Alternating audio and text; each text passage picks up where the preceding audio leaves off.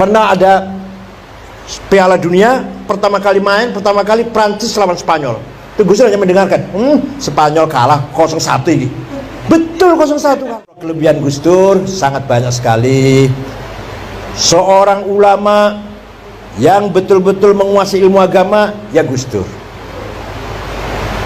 Terutama sekali sejarah, peradaban, filsafat, dan seterusnya. Bukan hanya sejarah Islam, sejarah dunia. Bukan hanya sejarah dunia, sejarah Cina, sejarah mana aja dia tahu.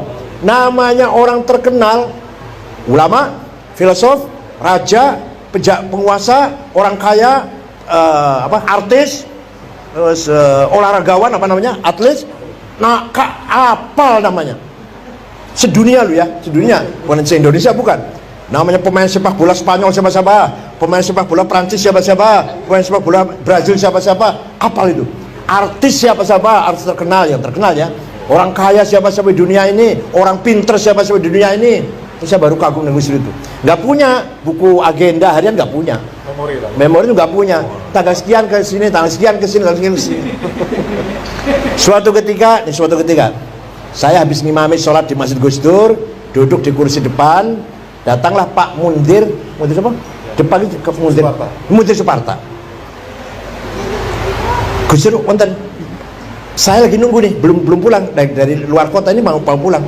Tadi saya telepon, belum ada HP kan? Saya telepon ke rumah, Gus Dur jawab kok. Gus Dur jawab, saya telepon, Gus, saya mau sowan apa? Mau undang acara tanggal sekian. Waduh, maaf nggak bisa. Itu haulnya Kiai Ali Maksum. Yakin Gus Dur suaranya itu, bukan pembantu, bukan siapa-siapa. Gus Dur gak ada, saya lagi duduk lagi nunggu ini. Betul, Gus Dur datang.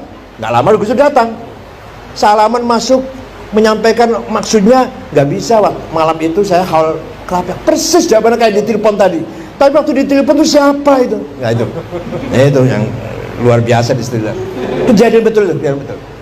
Wah, kalau kejadian lagi waktu umroh dengan Gus Nur itu, dengan Muhammad itu, Kiai Muhammad di Madinah, lepas sholat Isya jalan-jalan cari ulama yang menurut Gus Dur hebat. Ada ulama jenggotnya panjang, pakai gamis, udung-udungnya besar, kitabnya setumpuk, ngajar muridnya banyak. Nih Gus, bukan. Cari lagi, kan banyak orang kiai yang ngajar banyak. Nih Gus, bukan. Ini Gus, bukan. Ada ulama, ada orang Mesir sendirian, sorbannya nggak begitu besar, biasalah, sajadah sendirian, ini malah berhenti.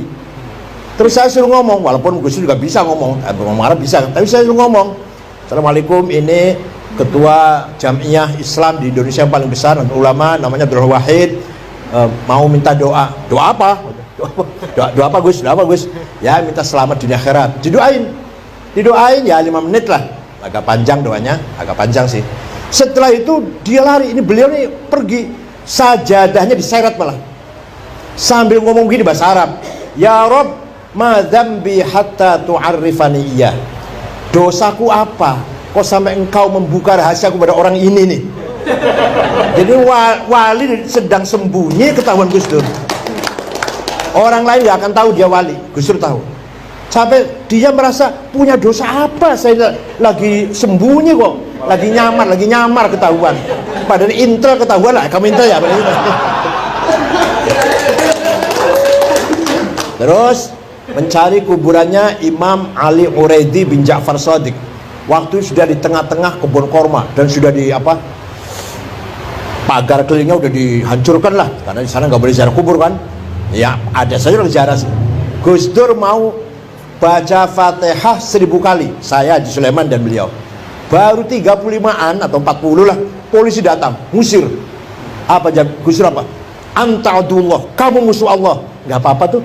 Baru biasa orang Saudi kalau gitu kan marah kan. Nggak dibiarkan tuh. Walhasil gagal baca Fatihah 1000 kali. Itu pengalaman saya dengan beliau. Pengalaman ziarah ke Sunan Ampel. Ya hubungan saya Haji Sulaiman, Haji Masnu, Gus Mu'ad, Gus Thohir, Gus Lukman. Ya. Terus jam 12 malam baru masuk ziarah ke Sunan Ampel. Kita ini disuruh baca la ilallah keras. la ilaha illallah, la ilaha. Gus Dur diem aja. Enak banget ya. 1 jam, la ilaha illallah. Kendor nggak boleh, la ilaha illallah. Juru kuncinya namanya Kiai Nawawi. Nggak boleh kita berhenti dan nggak boleh kita kendor. Terus, la ilaha illallah keras. Gus Dur diem aja. Ternyata ketika diam itu lagi mukhatabah, lagi dialog dengan Sunan Ampel. Isinya antara lain, jangan takut, jangan khawatir, kamu pasti dilindungi oleh Allah. Ini jauh sebelum jadi presiden belum. Kemudian buka puasa, ini ceritanya nggak urut ya, nggak apa-apa ya. Buka puasa di rumahnya Pak Rozi Muni di Puncak. Saya satu mobil dengan Mas Saiful, dengan Muhaimin. Waktu itu masih kaya saya dengan Mas Imin, dengan Mas Imin masih kaya saya. Saya mobilnya Kijang Perkasa, baru masih. Mas Imin masih ala, Mas Saiful masih mobilnya apa? Katana. Kalau Mas Imin Holden yang kuno banget lah, masih kaya saya lah. Nah, berangkat. Di sana Pak Mustafa Zuhad, Rozimun, Pak Bang, ada malah fotonya ada di sini. Ada. Dah kita buka pakai ikan karena ada kolamnya. Terus sholat terawih, ada Pak Matodi juga. Gus Dur baru datang dengan Haji Sulaiman. Rupanya bukanya sate di tengah jalan. Setelah sholat terawih, buka duren. Nah, kita makan duren. Gus Dur makan banyak. Oleh Mbak Yeni ditegur, Pak, orang popo, nggak apa-apa. Pulang dari sana jam 2 muntah-muntah di rumah. Besoknya masih menghadiri buka bersama undangan media Indonesia, koran media Indonesia. Gus Dur datang. Besoknya itu baru dalam keadaan kurang sehat lah. Pulang dari media Indonesia ke PBNU sudah nggak bisa turun dari mobil. Di papa, muntah-muntah di toilet. PBNU yang jelek itu bukan PBNU sekarang, yang jelek itu langsung dibawa ke Cipto. Jam 9 malam digeragaji, dioperasi otaknya. Jam 1 siang siuman, langsung itu cepat sekali itu. Begitu siuman, mendengar suaranya anak-anak di luar kamar. Apa pertama kali yang diucapkan Gus Dur? Bocah-bocah weisego. Beliau lupa bahwa itu bulan puasa. Tapi ingatnya ini anak-anak kasih makan. Ini anak-anak kasih makan. Coba, pertama kali ingat itu, pertama kali ucap. Bocah-bocah weisego itu. Kalau bukan Gus Dur sudah bablas itu dioperasi. Dah. Ringkas cerita, pulang ke rumah masih dalam keadaan pemulihan. Di kamar saya, Caimin, Saifullah Yusuf, Cakrawardaya, mantan Menteri Koperasi, Wisnu sekarang Ketua Golkar Jawa Tengah sekarang, waktu itu belum, masih pengusaha. Gus Dur tidur, kalau pelan-pelan kita ngomong tiduran, tiba-tiba duduk.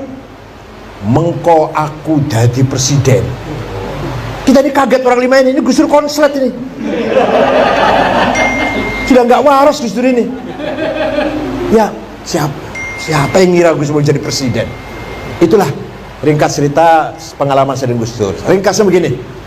Kalau ada seorang alim agama berhadapan dengan Gus Dur, dia akan merasa bodoh di depan orang yang paham agama betul.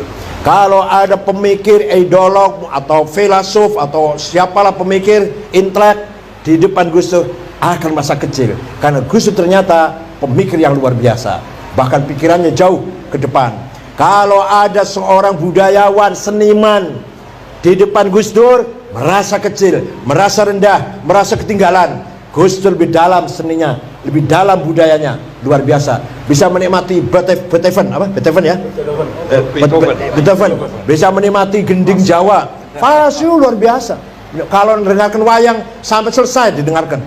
Padahal lewat telinga aja nggak lihat. Tapi sampai pernah ada Piala Dunia, pertama kali Prancis lawan Spanyol. Itu Gus Dur hanya mendengarkan, Spanyol kalah 0-1 ini. Betul 0-1 kalah.